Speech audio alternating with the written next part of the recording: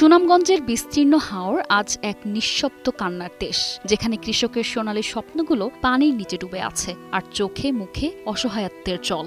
যে মাঠ একদিন সোনালী বোরো ধানের ঢেউয়ে ভরে উঠেছিল, আজ সেখানে শুধু থই থই পানি। টানা বৃষ্টি, পাহাড়ি ঢলের নির্মম আগ্রাসন, শ্রমিকের অভাব আর রোদের অনুপস্থিতি মিলে কৃষকের জীবনকে করে তুলেছে এক চতুর্মুখী সংকটের বন্দিশালা। চোখের সামনে পরিশ্রমের ফসল হারিয়ে যেতে দেখে তারা যেন বাকরুদ্ধ। মাটির মানুষগুলো আজ শুধু আকাশের দিকে তাকিয়ে সৃষ্টিকর্তার কাছে নীরব প্রশ্ন ছুঁড়ে দিচ্ছে।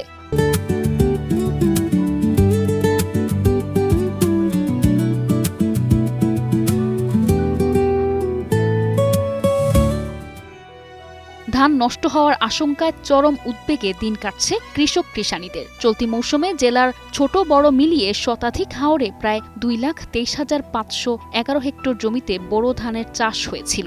অনুকূল আবহাওয়ায় ফলনও হয়েছিল বাম্পার, কিন্তু হঠাৎ ভারী বৃষ্টিপাত ও উজান থেকে নেমে আসা পাহাড়ি ঢলের চাপে বিভিন্ন হাওরের বাঁধ ভেঙে মুহূর্তেই তলিয়ে যাচ্ছে পাকা ধান। ফলে হাসি নেই কৃষকের মুখে, বরং চারদিকে হতাশার চিত্র। বৈরী আবহাওয়া ও বজ্রপাতের আতঙ্কের মধ্যেও কৃষকরা ঝুঁকি নিয়ে ধান কাটার চেষ্টা করছেন। তবে শ্রমিক সংকট বড় বাধা হয়ে দাঁড়িয়েছে। অনেক এলাকায় জলাবদ্ধতার কারণে হারভেস্টার মেশিনও ব্যবহার করা যাচ্ছে না। বাধ্য হয়ে বুক সমান পানিতে নেমেই ধান কাটছেন কৃষকরা, যেন প্রকৃতির সঙ্গে এক নীরব যুদ্ধ চালিয়ে যাচ্ছেন তারা। অন্যদিকে রোদের দেখা না মেলায় মাড়াই করা শত শত মন ধান নষ্ট হওয়ার উপক্রম হয়েছে। এতে করে ফসল ঘরে তোলা নিয়ে আরও অনিশ্চয়তা তৈরি হয়েছে। স্থানীয় কৃষক কৃষানীরা জানান, একদিকে ফসল ডুবে যাচ্ছে, অন্যদিকে কাটা ধান শুকাতে না পারায় ক্ষতির পরিমাণ আরও বাড়ছে। তারা দ্রুত সরকারি সহায়তা ও শ্রমিক সংকট নিরসনের দাবি জানিয়েছেন। ভাবে ধান গেরাইছে আর মেলতে পারি না, গেরাইয়া লম্বা হয়েছে, কাটতেও পারি না, আর ক্ষেত্র আছে ধান ডুবরা পুড়ে দিচ্ছে ভাবে। আজকে কিছু তুলছে, রোদ মেলছি, এক থেকে রয়েছে, এক থেকে মেলছি। অন্যদিন রোদ দেয় না তো আরো গেরাইব ধানের। যে রেন করে আনছে, রেন করে ক্ষেত খামার করছে, এগুলা তো মনে করেন তুলতেই পারছে না, 50% তুলতে পারছে না। এগুলো সরকার দিন না, তারা জীবনে উঠতে পারতো না কিছু, আর জীবনে মানে কৃষিকাজ করার উদ্যোগ নিত না। আজকে আর আনছি কোনো মতে খাচ্ছা, আইনা একটা খাসা ধান আনছি খাচ্ছে।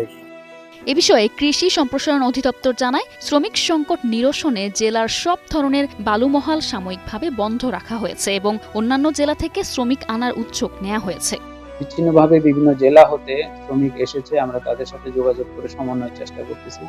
পাশাপাশি কম্বাইন্ড হারভেস্টার গুলো আন্ত উপজেলায় সমন্বয়ের চেষ্টা করতেছি, যাতে সকল কম্বাইন্ড হারভেস্টার কাজ করে। এখন ধান কাটা পরবর্তীতে যে সমস্যা নতুন করে দেখা যাচ্ছে, সেটা হলো ধান শুকানোর সমস্যা। তো সেক্ষেত্রে আমরা শুকানোর জন্য আমরা কৃষকদেরকে পরামর্শ দিচ্ছি, যাতে ধানগুলো তারা এক জায়গায় স্তূপ করে না রেখে, পলিথিন দিয়ে ঢেকে না রেখে ধানগুলো যাতে ছড়ায় ছিটায় রাখে, অর্থাৎ বিছিয়ে রাখে, এবং যদি যেখানে সুযোগ থাকে যদি একটা ফ্যানের ব্যবস্থা করে বাতাস প্রবাহিত করা যায়, তাহলে হয়তো ধানগুলো কিছুটা ক্ষতির হাত থেকে রক্ষা পাবে।